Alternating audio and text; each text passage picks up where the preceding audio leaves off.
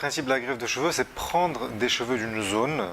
Le plus souvent, c'est la partie occipitale du cuir chevelu, la couronne. Prélever, donc, selon la technique que je pratique, la FUE ou Follicle United Extraction.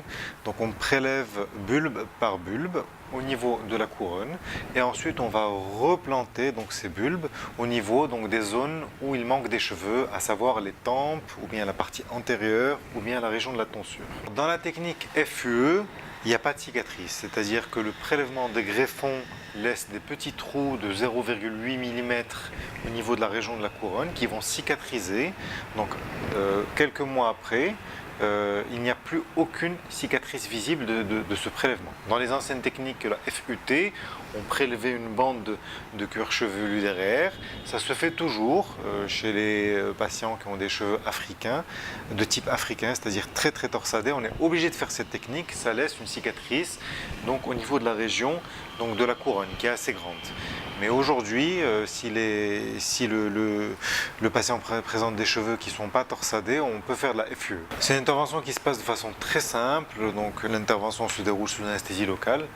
Il y a un temps donc, de prélèvement donc, des cheveux. Le patient va arriver le matin, on va lui raser donc, la zone donneuse, on va prélever les cheveux. Il y aura un petit temps donc, de repos d'à peu près une demi-heure et puis ensuite on va replanter les cheveux toujours sous anesthésie locale au niveau donc des régions d'alopécie et puis à la fin de l'intervention on va mettre un petit pansement et le patient pourra sortir en fin de journée. Classiquement non, on fait une anesthésie locale donc le patient ne sent rien et en post-opératoire il n'y a pas de douleur, il y a des petites sensations donc, de picotement au niveau donc, de la zone de prélèvement. On donne du Doliprane, en général ça passe, mais c'est pas douloureux. Les patients peuvent reprendre leur travail en général après la chute de l'œdème, parce que c'est vrai que quand on greffe les cheveux devant, il y a un petit peu d'œdème. Cet œdème il disparaît en 4 jours, donc moi je leur conseille de reprendre le travail environ vers le 5e jour. Alors le résultat, il faut être patient. C'est très important que les patients comprennent qu'il faut du temps pour avoir du résultat, puisque nous allons replanter des bulbes. On prélève les bulbes derrière, on les replante donc devant. Ces bulbes contiennent des cheveux.